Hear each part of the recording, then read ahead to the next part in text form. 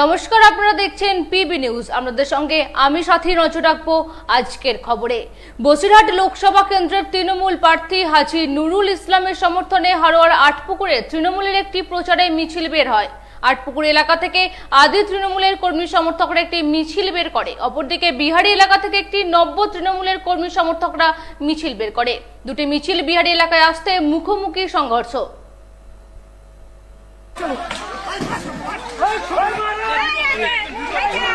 তৃণমূলের গোষ্ঠীদ্বন্দ্বে উত্তপ্ত হারোয়া।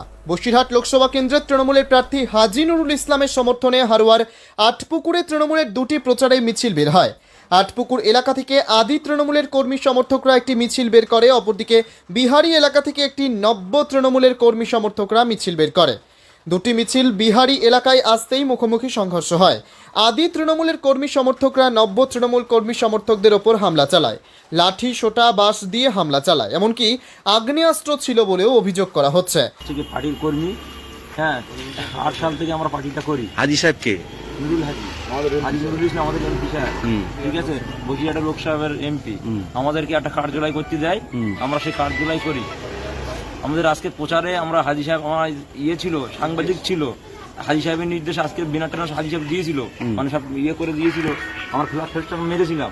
আজকের প্রচারে যাই মিডিয়া নিয়ে, ঠিক আছে, প্রচারে গিয়ে ঘুরে এসেছি।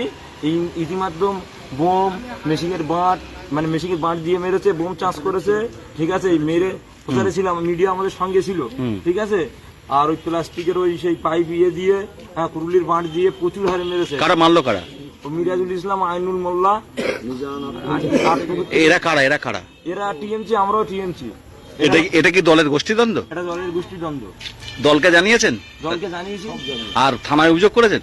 থানায় অভিযোগ করবে। পুলিশ এসেছিল? পুলিশ গিয়েছিল? পুলিশ গিয়ে আমাদেরকে উদ্ধার করে। এই দুর্গুনা ওখানে পড়েছিল, কেউ নিয়ে আসার লোক ছিল না, ওরা বোম মারছিল, আমরা ভয়তে যেতে পারিনি, আমরা প্রশাসনের সাহায্য নিয়েছি। ঘটনায় প্রায় 6 জন আহত হয়েছে। ঘটনার খবর পেয়ে ঘটনাস্থলে গিয়ে পরিস্থিতির সামাল দেয় হারোয়া থানার পুলিশ। নেতৃত্ব হিসাবে বিগত দিনে 13 সাল থেকে ওরা মানুষের উপর অত্যাচার করে। ওরা কারা? আইনুল, মিরাজ, এরাই মানে অত্যাচার করে। কোন দল ওরা? ওরা তৃণমূল করতো, আমরাও তৃণমূলের লোক। বিষয় হচ্ছে আমরা এবার ওপর নেতৃত্বকে জানাই যে স্যার, আমরা এনাদের নেতৃত্ব আর পছন্দ করব না। তার কারণ এনারা পরস্পর প্রত্যেকটা গ্রুপের ছেলেকে মারধর করেছে ইতিমধ্যেই। আরও লুটপাট, আমাদের হিন্দু পাটটাও লুটপাট করেছে। সরকারি ঘর, দিদির ঘরের উন্নয়নের টাকাগুলো, মানে ঘর দিয়েছে, সেই ঘরের টাকাগুলো ওরা তুলে মোস্তানি করে, সেই মোস্তানির টাকায় আজকের ছেলেপিলে, কিছু দুষ্কৃত ছেলেপিলে নিয়ে আজকের এই সংগঠন ওরা মজুত করে।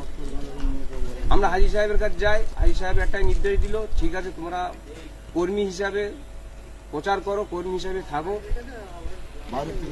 আপনারা কি হাজী সাহেবের নির্দেশেই আজকে এলাকায় প্রচার করছিলেন? হাজী সাহেবের নির্দেশে আমি প্রচার করছি। তারপরে কি হয়েছিল? মিনাখা 2 এর আটপুকুর অঞ্চল, বিহারি 17, 117 এই এলাকায় প্রচার করছিলেন, তারপরে প্রচার করছিলাম। অলরেডি মিছিল আমরা। হারোয়া থেকে সুকান্ত দাসের রিপোর্ট, পিবি নিউজ।